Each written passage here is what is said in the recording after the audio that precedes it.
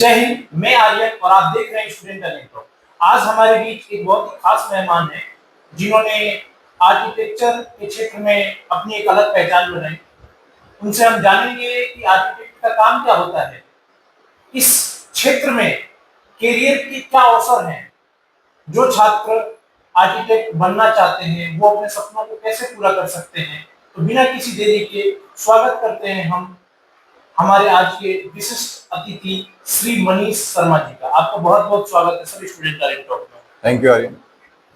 तो सबसे पहला जो मेरा प्रश्न रहेगा, सर आप अपने बारे में हमारे दर्शकों को बताएं कि आप कौन हैं और ये आर्किटेक्ट की जो जर्नी है उसकी शुरुआत कहाँ से हुई थी।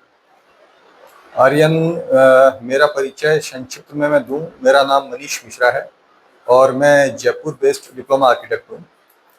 और मेरे करियर की शुरुआत 12th के बाद में सिविल फील्ड से हुई है। पहले मैं सिविल में मैंने एजुकेशन ली है और सिविल के बाद में फिर मैंने आर्किटेक्चर में अपना करियर बनाया है। सर ये जो आर्किटेक्ट बनने का आपका जो था वो बचपन से ही था या कॉलेज के बाद? नहीं, कॉलेज के साथ में ही मुझे मेरे पिताजी ने इसी क्षेत्र के बारे में गाइड किया था और एडमिशन लेने के साथ साथ मेरा धीरे धीरे इसमें मेरी रुचि बनती गई और करियर के इसमें काफ़ी ऑप्शंस हैं, तो रुचि और ज़्यादा बढ़ती गई। और अभी मैं इस क्षेत्र में काफ़ी कुछ प्रोजेक्ट्स मैं कर रहा हूँ, जयपुर में, जयपुर के बाहर, राजस्थान के बाहर। जो छात्र 12th के बाद सर इस अपॉर्चुनिटी को चुनना चाहते हैं, आर्किटेक्ट बनना चाहते हैं, आपकी क्या राय रहेगी कि 12th के बाद वो कैसे तैयारी करें आर्किटेक्ट बनने के लिए? देखिए, वैसे तो एक आर्किटेक्ट बनने के लिए आपका इस क्षेत्र में रुचि या लगाव होना जरूरी है, लेकिन अगर एजुकेशन की हम बात करें तो 12th क्लास में आपके पास में PCM, फिजिक्स, केमिस्ट्री और मैथमेटिक्स होना जरूरी है। इसके बाद में एक एंट्रेंस एग्जाम आपको देना होता है जिसे national aptitude test for architecture, NATA के नाम से जानते हैं। ये सिर्फ आपको क्लियर करना होता है। ये एग्जाम क्लियर करने के बाद में आप किसी भी अच्छे आर्किटेक्चर कॉलेज के अंदर एडमिशन ले सकते हैं। 5 साल का ये डिग्री कोर्स होता है और कोर्स कंप्लीट करने के बाद में आप किसी भी अच्छे सीनियर आर्किटेक्ट की गाइडेंस के अंदर 1-2 साल की प्रैक्टिस करके और कंटिन्यू अपना जॉब भी कर सकते हैं या अपना खुद का व्यवसाय भी शुरू कर सकते हैं। एक सर मिथ है कि क्या है, वो कहते हैं कि आर्किटेक्ट जो जल्दी से वो कोई जूनियर को आगे नहीं। नहीं, ऐसा कुछ नहीं है। देखिए क्या है, जिसमें शुरू से ही इस क्षेत्र में आगे बढ़ने की दिलचस्पी है, जिसमें प्रतिभा है, वो नौकरी में रह करके भी काम कर सकता है और अपना व्यवसाय शुरू करके भी काम कर सकता है। खुद को स्थापित करने की क्षेत्र में अपार संभावनाएं हैं। निजी क्षेत्र में, सरकारी क्षेत्रों में, देश में, विदेश में बहुत से ऐसे संस्थान हैं जो आर्किटेक्ट को एज ए कंसल्टेंट अपॉइंट करते हैं। तो कंसल्टेंसी और एज अ वैल्यूअर आप इस क्षेत्र के अंदर अच्छा खासा नाम कमा सकते हैं, अच्छा खासा प्रसिद्धि पा सकते हैं, अच्छा खासा आप इसमें पैसा बना सकते हैं। अपने आप को पूर्ण रूप से आप किसी भी संस्था से जोड़ करके इस क्षेत्र में स्थापित कर सकते हैं। अगर आम भाषा में समझाएं तो एक आर्किटेक्ट का वास्तव में क्या काम होता है?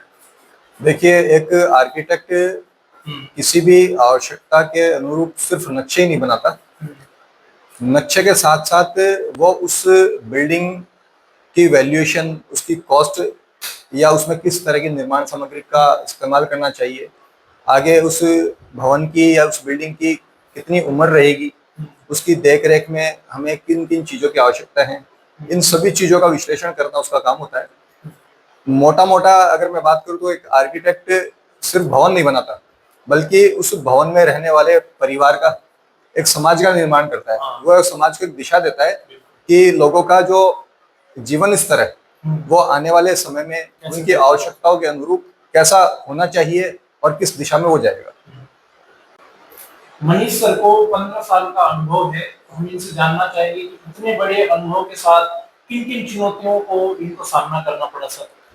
देखिए, 15 साल के मेरे करियर में मैंने सभी तरह के बिल्डिंग को बनाया है, जिसमें individual house, flats, multi storey building, hospital building, school building, resort, hotel, सभी तरह के प्रोजेक्ट्स मैंने किए हैं। और जहाँ तक बात चुनौती की जाए तो एक अच्छा प्रोजेक्ट प्लान करना, डिजाइन करना और उसे एक अच्छी क्वालिटी के साथ समय पर डिलीवर करना, ये थोड़ा चैलेंजिंग काम है कि हम हमारे क्लाइंट को 100% सेटिस्फाइड तो नहीं कर सकते, मगर हम हमारा 100% उसे दे करके और मैक्सिमम संतुष्ट कर सकें। जी। तो सर, अगर आप जो बच्चे आर्किटेक्ट बनना चाहते हैं उनको आप कुछ संदेश देना चाहो अपने इतने साल के अनुभव के साथ, तो उनको क्या संदेश? आर्किटेक्चर फील्ड क्या है? कला से संबंधित फील्ड है ये, हम्म, और इसमें आपको कला और विज्ञान दोनों का ही नॉलेज होना जरूरी है। एज ए करियर काउंसलर मैं आने वाले समय में इस क्षेत्र में अपार संभावनाएं देखता हूँ, क्योंकि अभी जैसे भारत धीरे धीरे मोदी जी की मार्गदर्शन में विकसित होता जा रहा है, आगे विकास शहरों का हो रहा है, तो उस हिसाब से शहरों में अर्बन प्लानिंग के थ्रू या टाउन प्लानिंग के थ्रू या नई नई इमारतों के बनने के जरिए अपार संभावनाएं इस क्षेत्र के अंदर एज ए आर्किटेक्ट में देखता हूँ। भविष्य में ये क्षेत्र और आगे बढ़ेगा। भविष्य में ये 100% ये क्षेत्र आगे बढ़ेगा। जब तक धरती पर मानव का अस्तित्व है तब तक इस क्षेत्र की डिमांड रहेगी। मनीष जी, आपने अपना कीमती समय निकालकर जो विद्यार्थियों का मार्गदर्शन किया उसके लिए आपका बहुत बहुत धन्यवाद सर। Thank you.